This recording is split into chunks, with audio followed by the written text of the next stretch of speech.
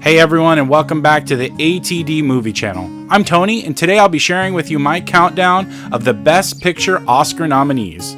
I'll tell you a little bit about each movie and rank them from my least favorite to my favorite film of the year. Let's jump right into it. Number 9, Phantom Thread. In years past, I never said that I didn't enjoy a movie that was nominated for Best Picture, but that's not the case this year. There's actually 3 movies that I straight up didn't enjoy, least of which was Phantom Thread. The acting in the movie is incredible, showcasing the talents of the legendary Daniel Day-Lewis. Now, he's supposedly going to retire after this movie, and that's left to be seen, but other than Daniel Day-Lewis's performance in this movie, there was really very little that I enjoyed about it. The production design was believable and engrossing, so I have to give credit where credit is due. But ultimately, there's 3 things that I look for in a movie: story, characters, and spectacle. The lack of a story or any real depth in terms of the characters left a bad taste in my mouth. I love Daniel Day-Lewis, and he was nominated for a Best Actor Oscar, but this movie was not very good in my opinion. There's too many other good films this year that I wouldn't waste my time with Phantom Thread. Number 8, Darkest Hour. Darkest Hour tells the story of Winston Churchill during World War II and his decision of whether or not to go to war. Gary Oldman delivers the best performance of his career, which will most certainly garner his first Oscar this year. He's won all the other prizes leading up to the Oscars, and there's little doubt that he's going to actually end up taking home the gold. But the movie never delivers on some of the relationships teased in the trailer, such as the one between Winston Churchill and his typist. And Winston Churchill is the same man he was at the beginning of the movie as he was at the end. There's very little character arc or development throughout the film, and really it's just Oldman's performance that keeps us watching to see what happens next. In the end, Oldman's performance was not enough for me to care about this movie. I'm going to also give this one a thumbs down and tell you to skip it. Number 7, 3 Billboards Outside Ebbing, Missouri. This movie is getting all the attention during awards season as we lead up to the Oscars. It's taken home some of the major prizes leading up to the Academy Awards. Frances McDormand gives a good performance as a grieving mother who's upset with the local sheriff for not finding her daughter's killer. She's been nominated for a Best Actress Oscar this year, and I don't want to take away anything from her performance, but ultimately her character is just not one that I liked or cared about at all. Sam Rockwell and Woody Harrelson are both nominated for Best Supporting Actors, with Rockwell stealing every scene that he's in and the likely victor in this category. I loved Woody Harrelson in this film, and his character is one that I really enjoyed watching on screen. I wish there was more of him in the movie. But for me, the great performances were not enough to get past the silly plot and almost comedic actions of the characters. I couldn't take it seriously because it didn't take itself seriously. And I understand, a lot of people are really enjoying this movie. I'm just not one of them. Number 6, The Post. Spielberg, Streep, Hanks. 3 singular names considered icons of the industry. The Post was a good movie with a very interesting story to tell. One that feels so pertinent today considering the political climate surrounding us.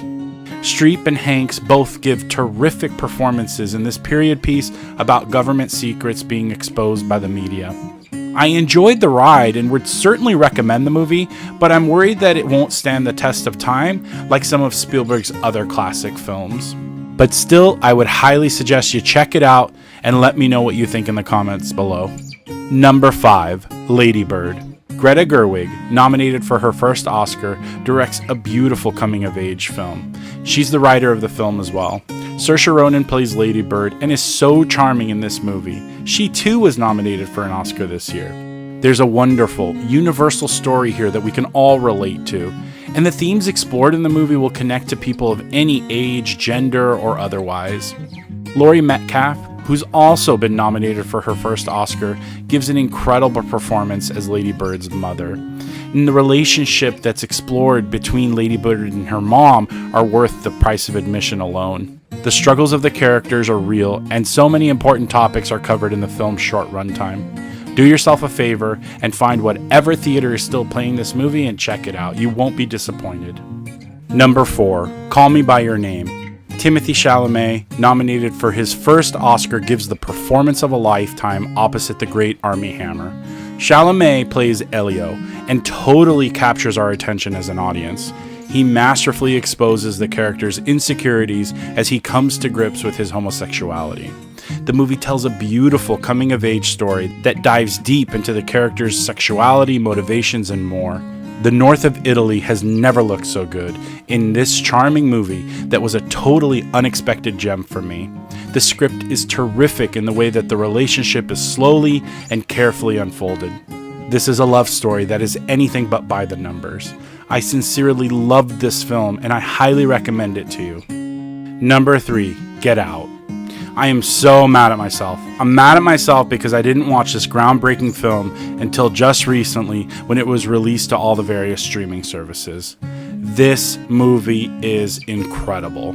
Get Out is directed by Jordan Peele and stars Daniel Kaluuya. Kaluuya is nominated for his first Oscar for Best Actor, and Jordan Peele is nominated for 3 Oscars including Best Original Screenplay, Best Director, and Best Picture. This is the most unique horror film you're ever going to see. With themes so complex, you'll need weeks to analyze and dissect them. The movie deals with difficult subjects such as racism and classism, but the film finds new and interesting ways to tell the story about these difficult topics. This is a story that could have been a paint-by-numbers horror comedy in lesser hands, but Jordan Peele delivers one of the best scripts of the year. Kaluuya and a number of supporting actors give incredible performances that grab our attention early on in the film and never let go. Get Out is the rare breed of film that must be watched a second time immediately after you finish seeing it. These are all signs of a terrific script by an unlikely artist in Jordan Peele. Coming from a comedic background, Peele has already cemented himself as one of the best up-and-coming directors in Hollywood. This is a must-see film, guys. Just trust me, check it out, and let me know what you think. There's only 2 films remaining, and after careful consideration and a lot of internal reflection, the number 2 Best Picture film on my list is Dunkirk. Christopher Nolan is my favorite director in Hollywood, hands down. He's a master storyteller that so carefully combines thought-provoking storytelling with big-budget spectacle. The story is not only compelling, it's told in a unique way that defies the usual 3-act formula. This is not your traditional World War II drama. It's so much more. The acting in this movie is terrific, with Finn Whitehead, Tom Hardy, and Mark Rylance highlighting the film's acting. The script by Christopher Nolan is well planned and well thought out. There's not a ton of dialogue in this movie, but a clear and concise story is told. The movie depends on its actors and their ability to convey emotion to tell its story. This is such a different approach for a big budget film like this. Also worth noting is the exceptional cinematography by Hoyt van Hoytema, who is also nominated for an Oscar for his work in the film. With swooping camera shots and the way the camera fits into the tightest of locations, it keeps our hearts pumping throughout the entire film. The movie has been nominated for 8 Oscars. Christopher Nolan has been nominated for 2 of those, with Best Director and Best Picture of the Year. Don't write this movie off as just another World War II film. This is a brilliant movie, directed by one of the best directors of our time. Do not miss this film. Check it out as it's finally hit streaming services everywhere. And with that, there's only one movie left to talk about. Nominated for an incredible 13 Oscars, The Shape of Water is my absolute favorite film of the year. Nominated for 3 Oscars this year, writer, director, producer Guillermo del Toro has given us a movie that redefines a genre. The Shape of Water tells a beautiful, albeit unlikely love story about a mute woman and an amphibious creature locked up in a government facility. The movie showcases incredible performances by Sally Hawkins, Octavia Spencer, and Richard Jenkins, all 3 of which have been nominated for Oscars for their roles in the film. And not to be forgotten, Michael Shannon gives a bone-chilling performance as the primary villain in the film. The acting elevates the movie to places it has no business being. And the incredible acting is just one aspect of the film worth falling in love with. The characters are compelling, sophisticated, and easily accessible. We fall in love with these imperfect characters the moment we meet them. The story and characters can be directly attributed to Del Toro's wonderfully simple script. We're blind to the fact that the main character is mute, but is falling in love with a fish man. It's irrelevant. It doesn't really matter. Love knows no bounds, and this story proves it. The technical aspects of the film, including cinematography, costume design, and score, just to name a few, help build the world created by Del Toro. All three of the aforementioned aspects of the film, including cinematography, costume design, and score, were also nominated for Oscars this year. I made the bold statement when I left the theater, and I stand by it till today, saying that The Shape of Water is a near-perfect film and one of the best I've seen in the last decade. I've seen the movie 3 times, and I fully intend on watching it again before it leaves the theaters for good. In my opinion, Guillermo del Toro gave us a gift with this film that will stand the test of time and hold up for years to come. So that's my list. Remember, the beauty of film is that it's subjective and it can mean something different to all of us. Share with me your favorite film of the year in the comments below. If you enjoyed the video, take a second and give me a thumbs up. It helps me out a lot. And don't forget to subscribe to the channel to be notified of content uploaded regularly. You can find other videos like this on the channel as well. Thanks for watching my countdown of the Best Picture Oscar nominees. I'll talk to you soon.